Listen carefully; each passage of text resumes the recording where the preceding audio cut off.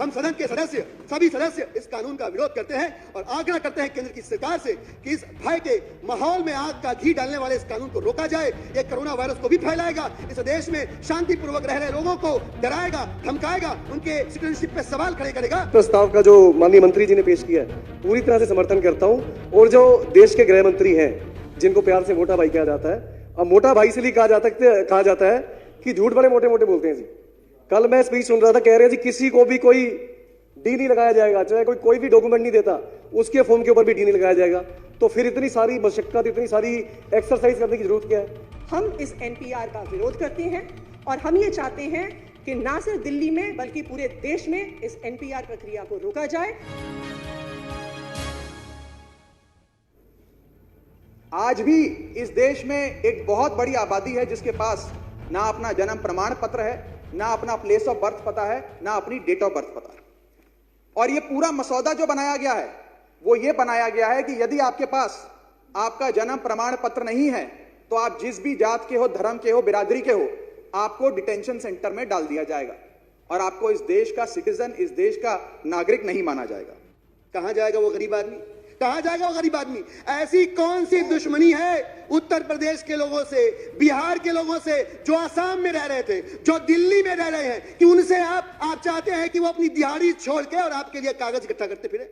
अरे इस देश में आधी से ज्यादा आबादी आज अगर कमा ले तो कल रोटी कैसे खाएगी, इसका जुगाड़ करने में पूरा दिन निकाल देती है, पूरी रात निकाल देती है। आप ये कहना चाहते हैं कि वो अपनी दिहाड़ी छोड़ के गली गली चक्कर लगाए, दफ्तर दफ्तर चक्कर लगाए और अपने लिए कागज लेके आए, और नहीं लेके आएगा तो आप उसे उठा के अपने डिटेंशन कैंप पे डाल देंगे।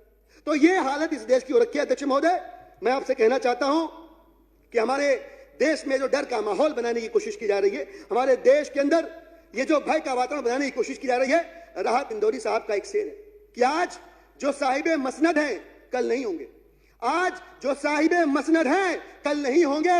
किराएदार हैं, जाती मकान थोड़े ही है और सभी का खून है शामिल यहाँ की मिट्टी में। किसी के बाप का हिंदुस्तान थोड़े ही है, किसी के बाप का हिंदुस्तान थोड़े ही है। जब पूरा देश एनआरसी का विरोध कर रहा है तो हमारे केंद्रीय मंत्री इसे पिछले दरवाजे से एनआरसी करने के लिए, पिछले दरवाजे से लोगों को डराने के लिए, पिछले दरवाजे से एनपीआर लाने की कोशिश कर रहे हैं। हम इस एनपीआर का विरोध करते हैं और हम ये चाहते हैं कि ना सिर्फ दिल्ली में बल्कि पूरे देश में इस एनपीआर प्रक्रिया को रोका जाए, कि जो देश भर में दहशत मची है उसे खत्म किया जाए। ये सारे भाजपा के नेता, ये केंद्र सरकार के मंत्री झूठ बोल रहे हैं। वो इसलिए झूठ बोल रहे हैं क्योंकि जो देश का सेंसस होता है वो सेंसस एक्ट 1948 के तहत होता है, जिसके तहत सब लोगों की सूचना ली जाती है, लेकिन ये सूचना हमेशा प्राइवेट रहती है, कभी पब्लिक डोमेन में नहीं डाली जाती है। इसको अलग अलग पॉलिसी मैटर्स के लिए कि कितने पेंशन बनने हैं, कितने राशन कार्ड बनने हैं, उसके लिए इस्तेमाल किया जाता है। लेकिन इस कानून में कहीं पर भी एनपीआर यानी नेशनल पॉपुलेशन रजिस्टर जो टर्म है, वो इस कानून को आप शुरू से लेकर आखिर तक पढ़ लीजिए, वो इस कानून में नहीं आता है। ये जो एनपीआर है, जो नेशनल पॉपुलेशन रजिस्टर की बात हो रही है, वो इस कानून के तहत आता है, द सिटीजनशिप एक्ट 1955, और उसमें जो 2003 में रूल्स बने थे उसके तहत आता है। और ये रूल्स क्यों बने थे ये भी हम आपको याद करा दें कि 2003 में the citizenship registration of citizens and issue of national identity cards 2003 के जो ये नियम बने थे, ये नियम सिर्फ और सिर्फ एनआरसी के लिए बने थे, यानी national register of Indian citizenship, ये उसके लिए नियम बने। और उन नियमों के तहत सेक्शन 2 सबसेक्शन एल में जो हम एनपीआर की बात कर रहे हैं, जो हम पॉपुलेशन रजिस्टर की बात कर रहे हैं, वो टर्म इस कानून में आती है। सेक्शन 2 सबसेक्शन एल ये कहता है, population register means register containing detail ये मांगे जाएंगे। मुझे लगता है 80-90% लोगों के पास वो कागजात है ही नहीं।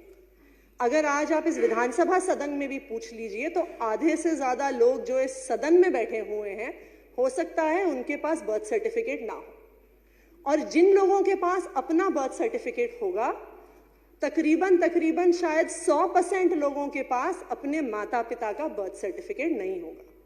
ये वो देश है जहां पे आज भी देश के अलग अलग हिस्सों में अस्पतालों में लोगों के जन्म नहीं होते।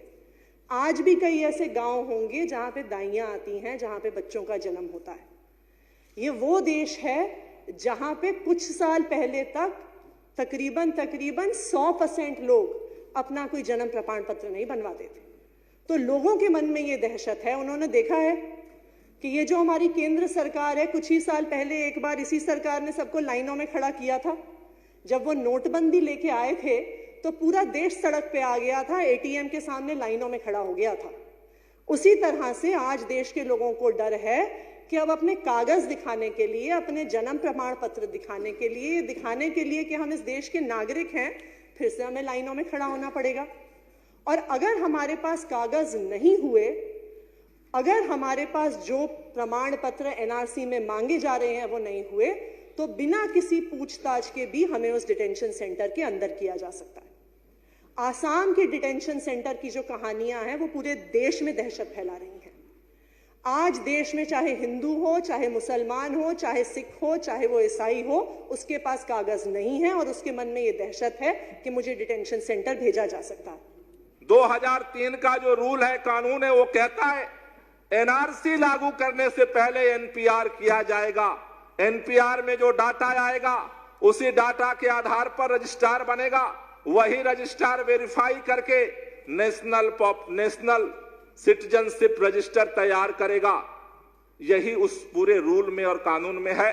कल गृह मंत्री जी ने कहा कि ऐसा कुछ नहीं होगा। ये जो अलग अलग बयान आ रहे हैं, ये और लोगों में शंका पैदा कर रहे हैं। उन्होंने कहा ये सारा डेटा तो हम इकट्ठा इसलिए कर रहे हैं, एनआरसी तो भूल जाओ, दूर दूर दूर दूर तक कहीं चर्चा भी नहीं है।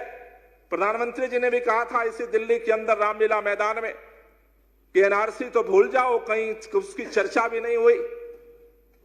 अगर एनआरसी चर्चा नहीं हुई, एनआरसी को लेकर कोई बात नहीं हुई, एनपीआर को लेकर के जब नियम के अंदर है कि जिसका डॉक्यूमेंट जिसका कॉलम खाली होगा उसको डी कैटेगरी में डाल दिया जाएगा, चर्चा नहीं हुई, तो गृह मंत्री जी ने कल आश्वासन दिया कि डी लागू नहीं होगा। किस कानून के तहत लागू नहीं होगा? कौन सा नया रूल बना दिया केंद्र सरकार ने? क्या उस 2003 के एक्ट को अमेंड कर दिया? क्या 2003 में जो रूल बने उसको बदल दिया? अगर रूल नहीं बदले, एक्ट नहीं बदला, तो फिर एनपीआर के बाद एनआरसी तो आना अनिवार्य है उस रूल के तहत। या तो केंद्र सरकार को खड़े होकर के कहना पड़ेगा कि हम 2003 में बने हुए एक्ट और रूल को बदल रहे हैं और इस देश के अंदर एनआरसी नहीं आएगा। अगर यह आश्वासन नहीं दे रही है तो हमें इस बात को कहना मैं सदन में चाहता हूं कि केंद्र सरकार और माननीय गृह मंत्री जी देश को फिर गुमराह कर रहे हैं।